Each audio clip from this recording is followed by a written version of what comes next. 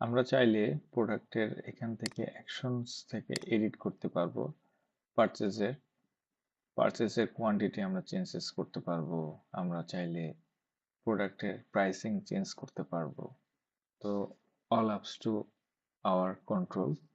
এখান থেকে আপনার অ্যাডমিন প্যানেল থেকে আপনি যেভাবে খুশি আপনার বিজনেসটা হ্যান্ডেল করতে পারবেন।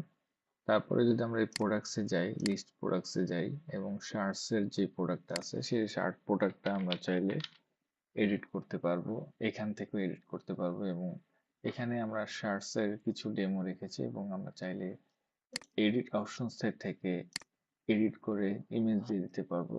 প্রোডাক্টস ইমেজ, এখান থেকে যদি আমরা প্রোডাক্টসের ইমেজ দিয়ে দেই এবং আপডেট দিয়ে দিই তাহলে আমাদের সেভ করার পর যখন প্রোডাক্টটা আমরা সেল করব তখন পজের মধ্যে চলে যাব। পজ থেকে আমরা প্রোডাক্টটা সেল করব। তো যেহেতু এখানে অনেকগুলো ডেমো প্রোডাক্ট রয়েছে, আমরা শার্ট প্রোডাক্টটা যদি এখানে সিলেক্ট করি, শার্ট চলে আসলো এবং আমরা চাইলে এখান থেকে সার্চ করে নিয়ে আসতে পারবো শার্ট।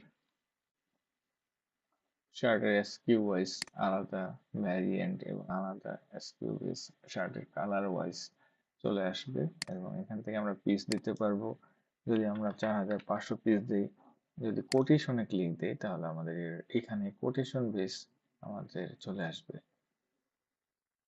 কোটেশনে এখানে আমাদের শার্টের ব্র্যান্ড চলে আসছে এবং এর পরের শার্টের আমরা ব্র্যান্ড দিই নাই, দ্যাটস ওয়াই শার্টটা চলে আসে নাই ব্র্যান্ডটা।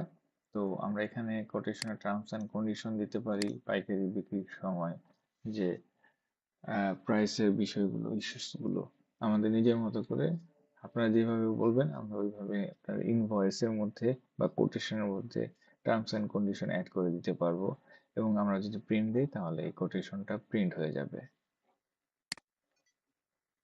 তারপরে হচ্ছে গিয়ে আমরা মাল্টিপল পেমেন্টের ইস্যুটা দেখব।